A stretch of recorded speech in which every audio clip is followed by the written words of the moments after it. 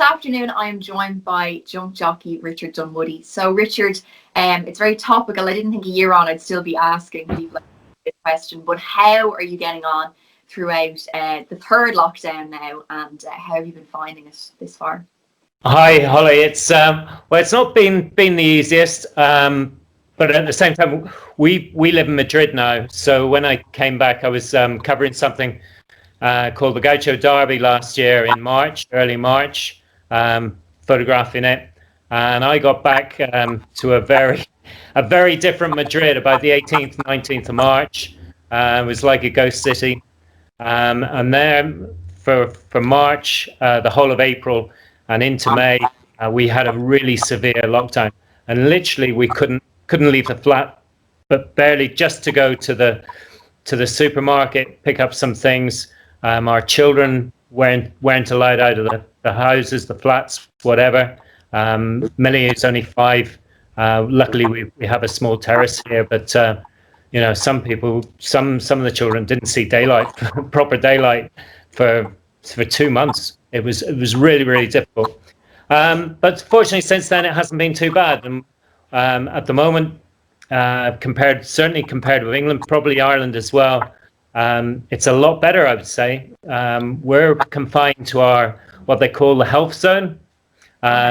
So it's an area probably of only less than a mile by a mile, probably three-quarters of a mile, and we can move around freely in that area, and the bars are still open, the restaurants are still open.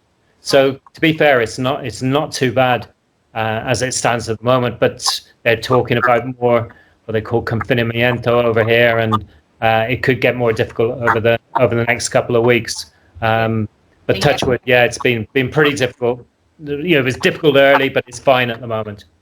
I suppose going back now a little bit, pre-coronavirus and all this madness that's going on in the world, you were born in Belfast, and you grew up in Northern Ireland or whatever. How, I suppose, did the horses kind of come about then? How did the horses come about? Well, really, my father trained in the north first of all, he was managing a stud when I was born, but then he took out his license again. He had trained during the 50s, early 60s, but took his license out again about 65, and for about 7 years he was training. So I can't remember learning to ride. I grew up on a pony, riding out with his racehorses, going down the beach. He'd exercise some of them near Newtonards, Stratford Lock there, and then we moved to England, and I was able to take my pony with me. We moved to Gloucestershire, and I was able to go hunting on him still, go to the pony club there. And it wasn't then until we moved to Newmarket that I started riding out racehorses, initially for Ben Hambry, and then started riding out every school holiday, really, for Paul Kellaway. So it was like a natural sort of progression into it. You didn't go to, like, I know the equivalent, what's the equivalent over in England, like race here. You've just kind of, I'm presuming you started off as an amateur. I did, yeah. Things were very different back then. People were, kids were allowed to ride out in yards. You wouldn't get any insurance for it. Now, I started riding out yard when I was 11. Unless you're actually a trainer's son or anything, you couldn't do that now at all. So nothing like race or the jockey school in Newmarket. Mm-hmm. I was very, very lucky, but my father was then, having managed the stud in Gloucestershire, he started working with Paul Kellaway. So I had him there with me, and he was able to give him, it was great. He could keep me right, a lot of advice. But to be fair, also Paul was fantastic, his family as well, Gay, Sarah, Anthony, and they kept me right. So obviously that led on to, it was only a matter of time before then obviously we're going to go and ride on the track. I've always kind of wondered, jockeys that, have kind of made it in the sport. Like, what is it like? Do you still remember, your first time actually going out, the anxiety, I suppose, of your first ride? Do you remember that, or is it you do. You never forget it. I kept falling off. I was useless when I started. I was very lucky. I had one ride in the flat, Mallard Song, finished second. I just rang up for the ride, randomly said that I worked for Tim Foster, and a guy called Dr. Jones trained down in South Wales, and very fortunately gave me the ride on this horse, finished second, quite a long price. And then I had a lovely man to ride for called Colin Nash, and it was basically an agreement with him and Tim Foster. They were very good friends, that whoever was the amateur in the yard at the time would ride his pointers. So I got to ride some good hunter chasers, pointers for him. And I think my first ride was the horse Welland's Cops for him. My first winner in a point was Game Trust at Lockinge, near Wantage. And then I had my first ride at Cheltenham was Game Trust again, and she happened to win for me as well. So yeah, quite a great start, but at the same time I was falling off a lot, and things were going wrong as well. So there were plenty of ups and downs at that stage. And just on Cheltenham there, while you're kind of speaking about it, obviously you won 18 yourself, but getting that first Cheltenham winner, it's such a high profile place, and it's such I suppose it's renowned around the world, and what was it like to kind of get off the mark, at Cheltenham and get that first winner just kind of away? Yeah, there's the meetings through the air, and that my first winner there was Game Trust was at the Hunter Chase meeting. Oh, right, but to actually ride a winner at the festival is just, you can't beat it. Well, maybe you can. Maybe the national might sort of up it a little bit, but it's a great thrill to ride a winner at the festival. Any winner at the festival. I was also lucky to ride a few Irish winners at the festival. Montelado, Ventana Canyon, and just amazing coming in to the roar of the crowd. It was absolutely incredible. But yeah, it was a fantastic meeting to ride at. Obviously, a lot of pressure. As your career progresses, you get more and more rides, a lot of fancied rides, and you have a lot of highs, and you have a lot of, things go wrong at Cheltenham. They really do go wrong, whether it's an injury to a horse or you get a bad fall or whatever. So the highs and lows at Cheltenham are really, really extreme. But fortunately, the highs, when you come away from your career 20 years later, certainly the highs are the things that you remember. And I suppose it's safe to say you did enjoy a glittering career in the saddle. But I suppose, as they say, I've heard this phrase used a few times, a jockey's only as good as the ammunition he has underneath him. And I suppose you had some brilliant horses as well in your time. One horse, though, I particularly wanted to ask you about was Desi, Desert Orchid. What, like now, I suppose, looking back on the career he had as a racehorse, like people just go, wow. But what, at the time when you rode him in the King George and things, did you kind of know that he did stand out from the other horses? Yeah, I started riding against him when he was just a young horse, and when Colin Brown first got him, he was crazy. He pulled very hard. Was on the floor a couple of times as well. Would just take chances at his hurdles. Then he progressed to fences and generally was very, very good as a novice chaser. And then as he progressed with Colin, they won some good races. Obviously, Simon got on him for the first King George. Colin then finished second on him the next King George. Then Simon took the ride back on him when Colin retired. He won 9 races out of 10 on him. And then he retired. So it sort of handed the ride to me. I was very lucky through David Nicholson and David Ellsworth. They were able to assure that I could ride him most of the time. So yeah, there was a lot of pressure, especially having Simon having done what he'd done on him. Great record. He'd only been beaten on him once when he'd fallen. So yeah, had to get things right. No stupid mistakes. Look after the horses as well. And yeah, things didn't always go right. Certainly the 2 Gold Cups when he finished third both times.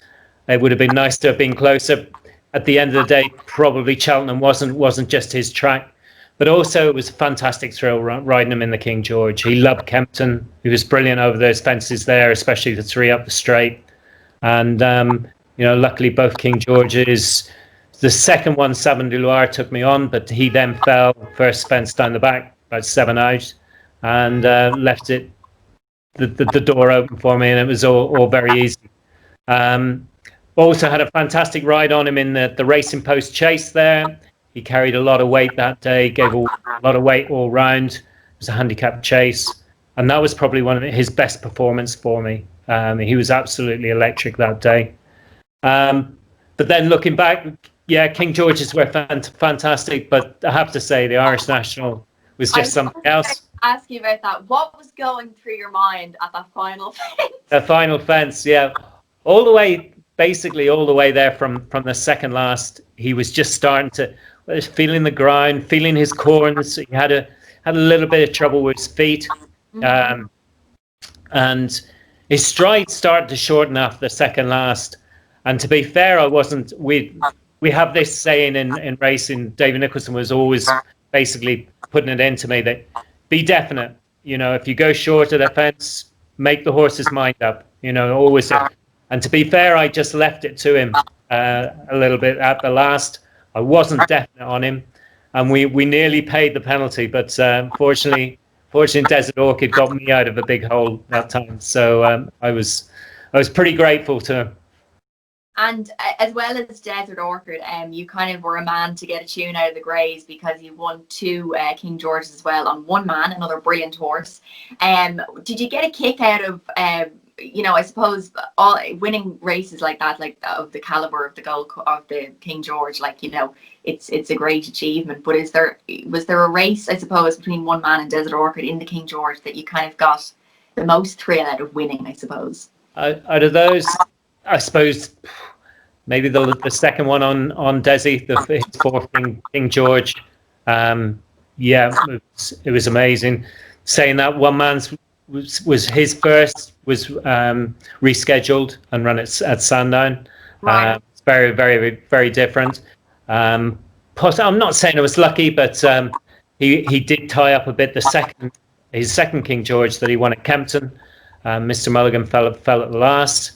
But no, I think you're lucky. You look back at those days, just great to ride.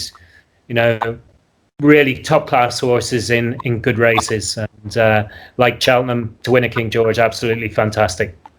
And just to bring it back onto Irish soil, the Irish Gold Cup, Florida Pearl in 2000, I'm going to say, wasn't it? I stopped. Unfortunately, I had to retire in '99, but I did ride Florida Pearl to some decent winners.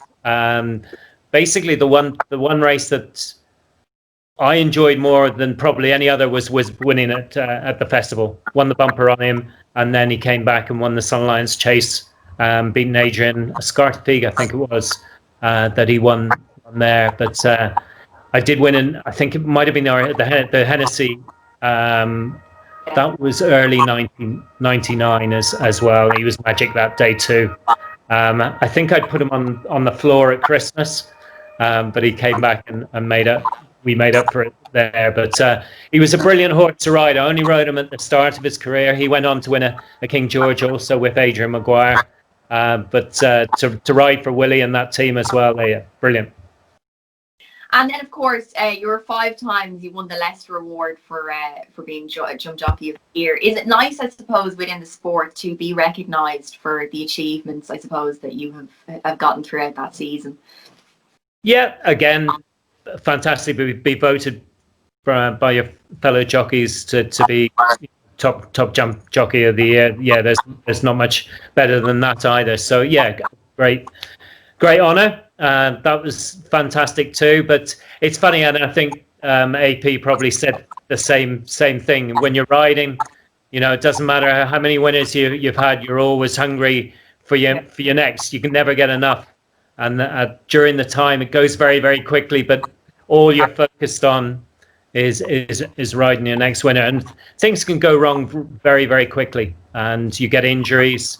You're out of the game for 2-3 weeks. Other people getting your horses, so there's always a lot of pressure on the guys. And of course, as you say, like injury just kind of it comes with the territory, I suppose, of the job that you do. But when you had to retire, because as you say, you had to retire through injury, was it sort of a kind of a case of you didn't know what you were going to do next, or did you kind of have a plan for when you would retire?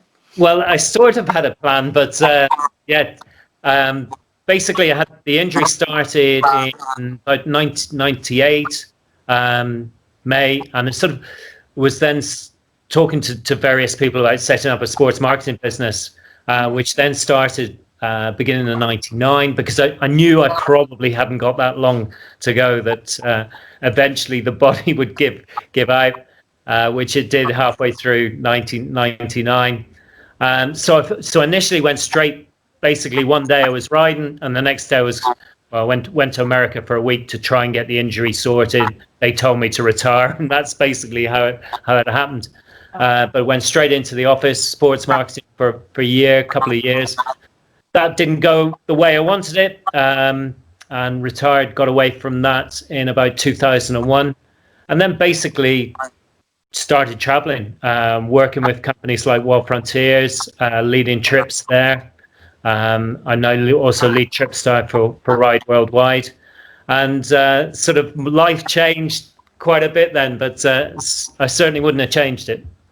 And would you still, because it's kind of, you'd hear it different people, like be it football, cricket, horse racing, they say once they've retired, they're not going to go back to it. Would you still, ride out a little bit, or like have horses, would they still play a big part in your life? They don't really. No, we're here. We've been in Madrid about 3 years now, and yeah, it's great. Love the city. We're moving north of the city, about half an hour out of the city in March, and yeah, really looking forward to that too. It's near the mountains, and then just basically I'm trying to get things sorted out for the year at the moment, and got a few trips for Wild Frontiers. Have one or two for Ride Worldwide, to Argentina and Namibia as well. And also we've been doing, since lockdown, we've been very, very lucky. We've got a website business, and we've been building websites for clients like the Injured Jockeys Fund, Bruff Scott, Ed Chamberlain, besides other people's artists, cafes, bakeries, all sorts of clients in that sphere. So we've been very lucky through the whole of lockdown. We've had some business coming in to sort of keep the wolf from the door. Yeah, well, you're definitely keeping busy. But I suppose, like, even after you've retired now, you're out of the game, like 20 odd years now. Do you miss it? Is there days where you do actually miss it? Yeah, it's the one job I grew up always wanted to do was to ride horses, and lucky to have done what I did and ridden decent horses. But at the same time, whatever sport you do, you play, whether you're a rugby player, you race bikes, whatever, it all comes to an end, and you've got to move on. It's not easy at times, but at the same time, no, I've been very, very lucky in that sphere to have travelled to some amazing places, and experienced whatever since I've retired. I've been very, very lucky. Well, 18 Cheltenham festivals, 4 King George's, it's no mean feat, and you went out on your own terms, so that's a plus. Thank you, Richard, so much for coming on and doing this. I really appreciate it, and really privileged to have spoken to you this afternoon. So keep well, I suppose, and hopefully we'll see you at a racecourse when all of this is over. Not at all, Holly. It's been very good to talk to you, and you take care too.